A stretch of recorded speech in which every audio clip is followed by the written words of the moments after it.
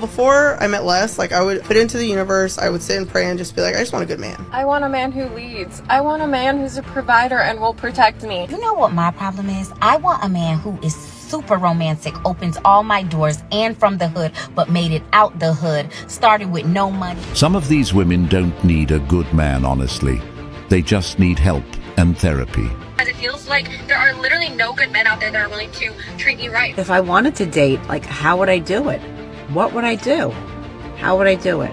I just wanted to remind everyone, if he wanted to, he would, is so true. Many of these women pick the bad guy, then blame all men when they can't find good men. Kindly subscribe to the channel as it further supports us in our work. Thank you. You know what my problem is? I want a man who is super romantic, opens all my doors and from the hood, but made it out the hood, started with no money and now he's a billionaire. He never yells at me, but he chokes me and slaps me in the bedroom. Is that too much to ask for? No, because I just got all ready and he canceled. So what am I doing tonight? Because this is not going to waste.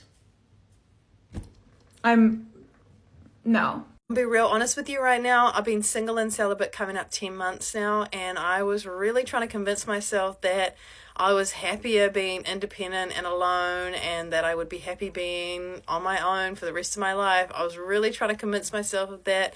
The algorithm was doing its bit. I've seen a lot of content around being just like happy, single, just loving life, solo. You know, older women are happier when they're alone. They live longer. All of that stuff. And I've been trying to believe it. I really have. And I was drinking the Kool-Aid for a while there.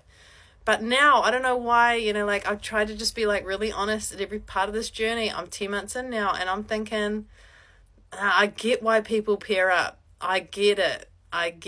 Now that I'm out of that serial monogamy life, now that I've been out of it for a decent period of time, I'm like, nah, I get why people pair up. This is why I say many of these older women are faking their happiness. They always spew this single by choice line, but really their singleness isn't by choice at all. They just can't find anybody. A lot of these older women are lonely. Now many won't come out and say it, but the reality is they do crave that intimacy. They crave the feeling of being loved and desired by a man. Instead of admitting that, they put on this tough front, pretending they're content, pretending traveling and brunch with friends fills that void. Deep down, they know it doesn't. It's just a mask to cover up the fact that they don't have the family or relationship they thought they would by this stage of life. Be careful what you wish for. Many of them say, I'd rather be alone. I'd rather be by myself. And when they actually find themselves by themselves, they come to regret and feel empty and lonely. At first, being alone might feel like freedom. No one to answer to, no responsibilities. But that so-called freedom starts to feel like isolation as the years go by. The silence gets louder, the nights get longer, and suddenly all that independence doesn't feel so powerful anymore. I want a man who leads. I want a man who's a provider and will protect me. I'm not going to listen to him. Do you see how crazy you sound right now? If you want that, you better be willing to listen. You cannot do this for every man, but once you find the right one, you'll be able to trust and follow him blindly, him lead. And yes, I realize you can lead yourself, but when you find a man that you're willing to let lead you, All I want to know is, where are the blue collar men when they're not at work? Because they're rarely at the bar. They're not on Hinge.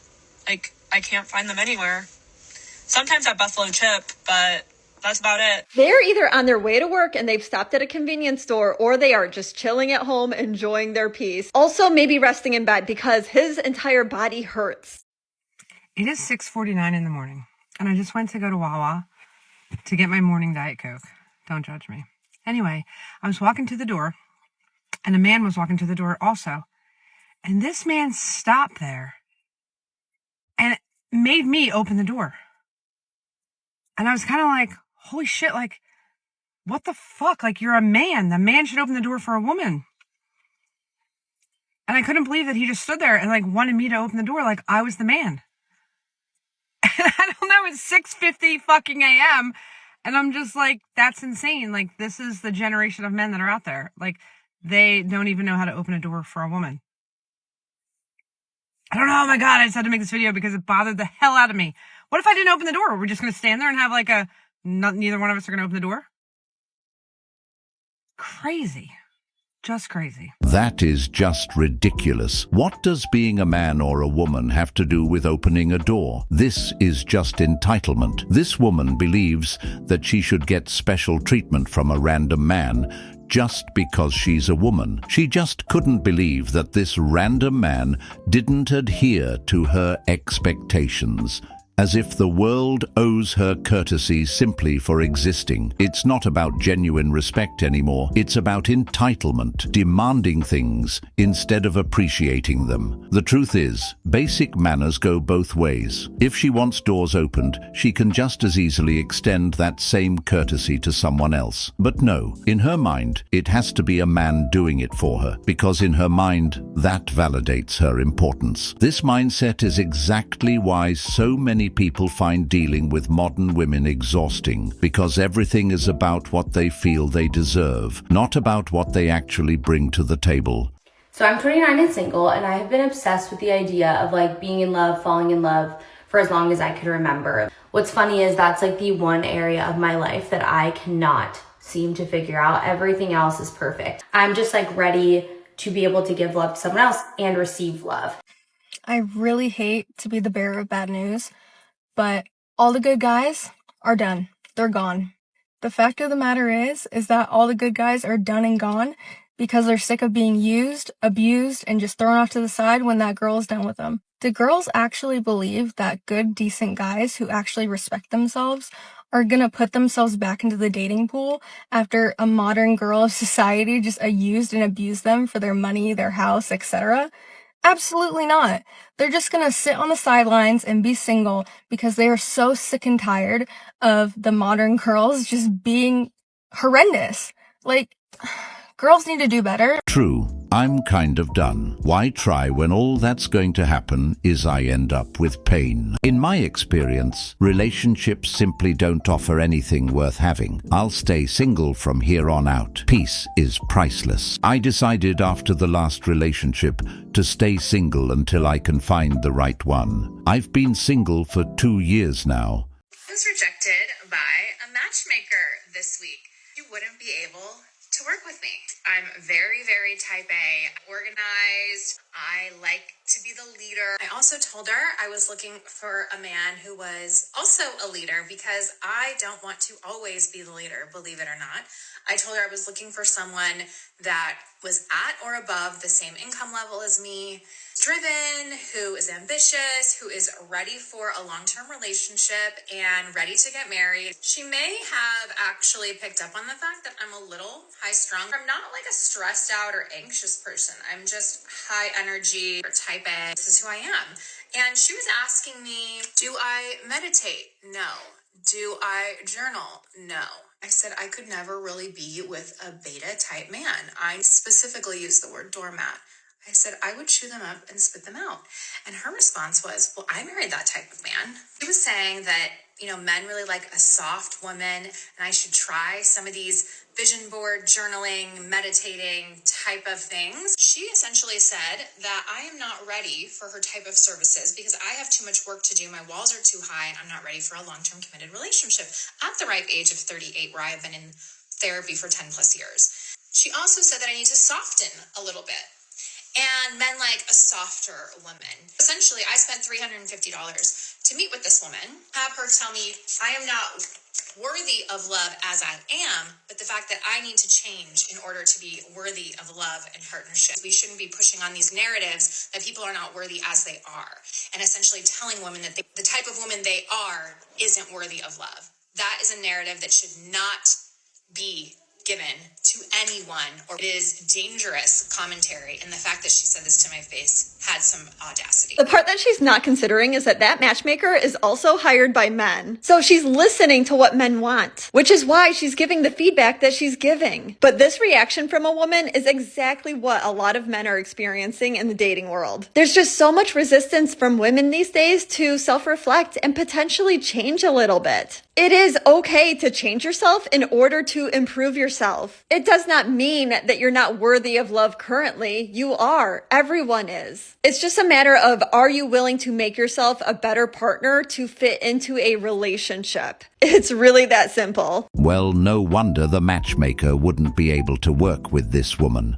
Quite frankly, the type of man she's looking for wouldn't want her, because those men don't want to compete for leadership in the relationship. She mentioned that she's a leader and looking for a leader herself. How does that work? For there to be a leader there also needs to be a follower. And those men she's looking for, especially men in the high-earning bracket, are not putting up with that. High-value men aren't interested in power struggles or constant headbutting. They want peace, respect, and cooperation. They've worked too hard to build their lives to come home and fight for control with someone who refuses to let her guard down. When a woman insists she's the leader but also wants a man who leads, what she's really saying is she wants control but still wants him to be strong enough to do everything for her. That contradiction alone is why so many men walk away.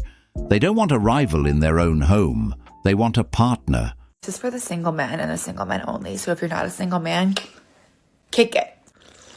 Now that it's just us, I'm going to tell you a little secret on how to impress a woman.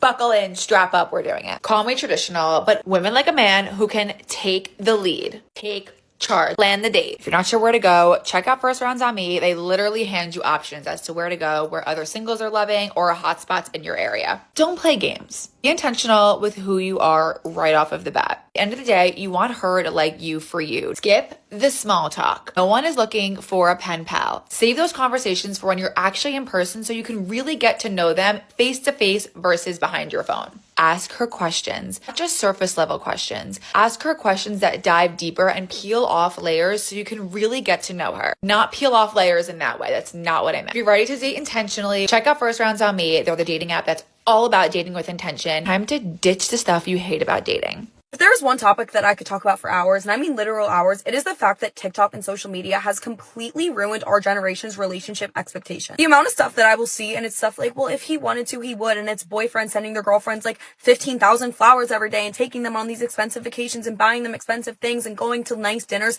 every single week. And then the people that are reposting this saying, I wish my boyfriend would do this, are people in high school and college who are probably dating guys who have basically no source of income. They're either full-time students or working to support themselves through college.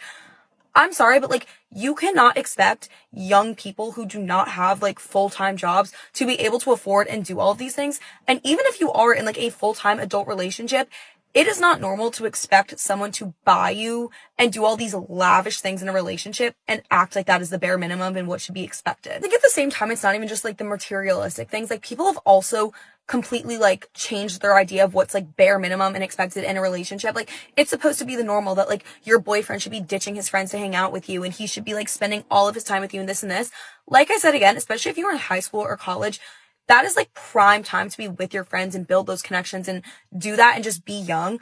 You cannot be expecting your boyfriend or girlfriend in like high school or college age to make the relationship their number one priority, because realistically, that is just not a time in your life where your relationship should be your number one, and that is okay. That doesn't make your relationship not healthy or anything. It just means you're focusing on school and your career and your friends, things that you should be focusing on. I just think there needs to be a discussion about shifting our views on relationships back to what is actually normal and not having this like completely jaded idea of what relationships should look like. That's because social media has inflated their ego, making them think they deserve and expect a lifestyle from their man. They see other women getting flown out, taken on expensive dates, showered with gifts, and they suddenly want it too, not knowing what really happened behind the scenes to get those things. A lot of times, those situations come with strings attached, or the man doesn't even take the woman seriously, but all they see is the highlight reel. The term, "if he wanted to, he would," is just a way for women to pressure men into overextending themselves, as if a man's value is measured only by how much money he spends. It's manipulation disguised as standards. The reality is, if a woman truly values a man, She wouldn't need social media to convince her of what he should or shouldn't do.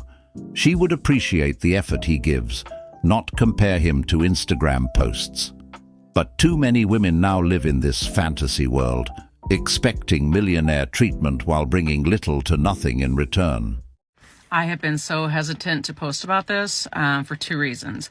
Number one, I don't like negativity and I don't want to be like the bearer of bad news. Number two, I didn't want to believe it. But after doing so much research and getting a lot of messages, I'm going to just deliver the unvarnished truth to you guys. I'm just going to lay it out straight. We're in a dating crisis. Not basically, we are. That's what's happening. So let me look at my research here because I don't want to mess it up. So men looking for casual dates and our relationships is down 50%, 50, since 2019. Not since 1970, since 2019, right before the pandemic, down 50%. They're not fucking looking, which means if you're a woman looking, they don't fucking give a shit. So as this trend continues, by 2040, 45% of women, 45% of women between the ages of 20 and 45 will be single and childless based on this trend. Let that sink in for a moment. This is a dating crisis indeed, and it's only getting worse each year. The fact that 50% of men aren't even looking for relationships, and the fact that 45% of women will be single by 2030, and keep in mind the numbers are probably higher now, speak to how broken the dating market really is. Men are checking out because they don't see the benefit anymore, and women are doubling down on unrealistic standards, leaving both sides further apart. Instead of building families and healthy partnerships, more people are isolating themselves, chasing temporary validation, or living in delusion. The numbers show us that modern dating isn't thriving, it's collapsing. And unless people start changing their attitudes and expectations, those statistics are only going to keep climbing.